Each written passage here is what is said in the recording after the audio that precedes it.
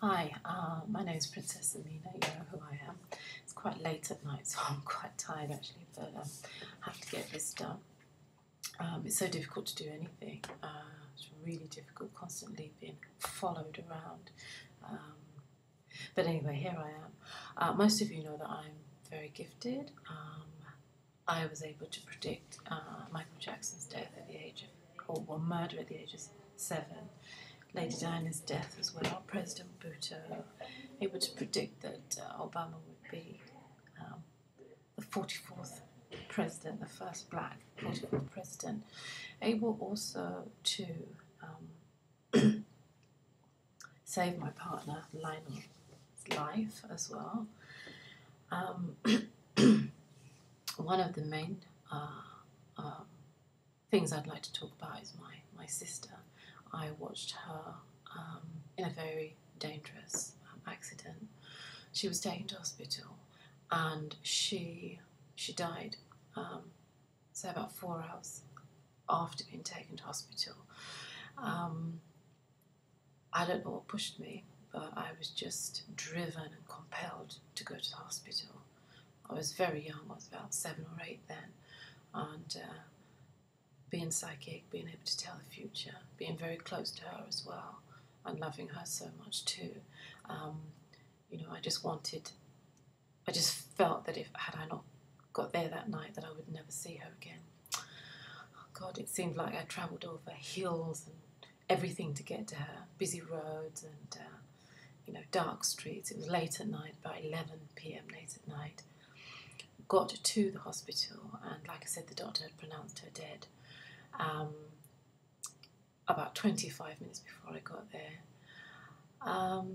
And there's a power I have, and it is to bring people back to life, as strange as it might sound.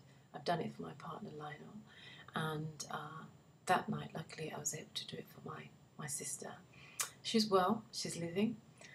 We talk, and she's living a normal life, and I'm so glad to God that she is alive today. Had I not gone to the hospital that night, she never would have made it. She definitely would have died. Same for Lionel, to help him build his empire. The music industry is excellent because he's worked so hard and he's alive, and as his partner was able to give him so much support. My sister also says in her letter that she just wants to thank me so much for all the predictions I made as a child. Helped her, brought her a lot of comfort. After the accident, she had a lot of healing to do, which took a number of years. So, my mother was prayerful and we were optimistic and hopeful that she would recover, and she did completely recover, which was good. I also have a letter here from my legal representative. There's an awful lot of stuff flashing around the media saying that my father was an alcoholic and he did this and he did that. There's no, my auntie was, I asked my auntie and she basically said, no, your father was not an alcoholic. We never saw him drink in excess when he was growing up. He was a very responsible, very loving boy and young man before he married my mother. Even when he married my mother, to begin with, they were in Africa, and he took very good care of her. They had a very loving relationship indeed. He was very wealthy, and he did look after my mother. They came to England, and so many things went wrong. I was kidnapped at the age of 2, and when one's facing racism and you've never seen racism before, it's very difficult to cope with. As intelligent as my father was, he was a genius, very, very intelligent man. He was murdered, and my mother was murdered as well, consequently because these people wanted to kidnap me. For the most part, I was gagged and I couldn't actually say anything.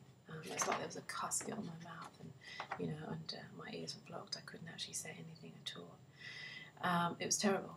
It was really bad.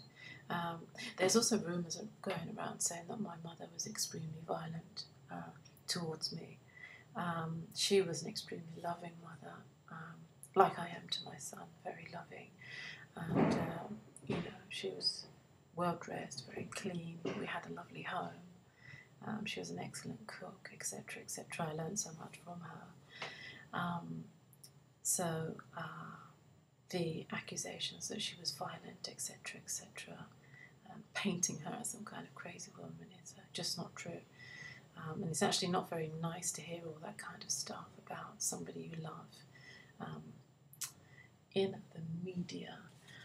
I'd also like to say that my legal representative has gone on to say that,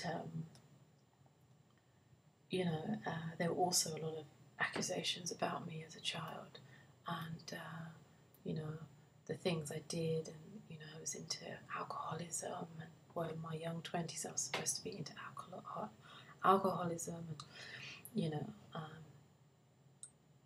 all sorts of different kind of sex things, and all sorts of things, and oh God, it's just really horrible to hear all that, but it's not the case at all. You know, I thought it was about time that I communicated with people that hear these things about me, that know these things about me. You know, and for anybody that knows me knows that those things are just not true. Definitely when you're, like myself, being kidnapped by a racist entity, it is very difficult to get on with life. You're constantly challenged because you're followed everywhere. There have been several attempts of murder, as you well know, all my life. And Lionel's been wonderful in helping me with all that. If you want to send me an email, which would be very nice, I'd love to hear from you. This is my email address. It's princessaminasalvador@ymail.com, and Princess, PRINCESSAMINASALVADOR sign at ymail.com. Then you can send me an email.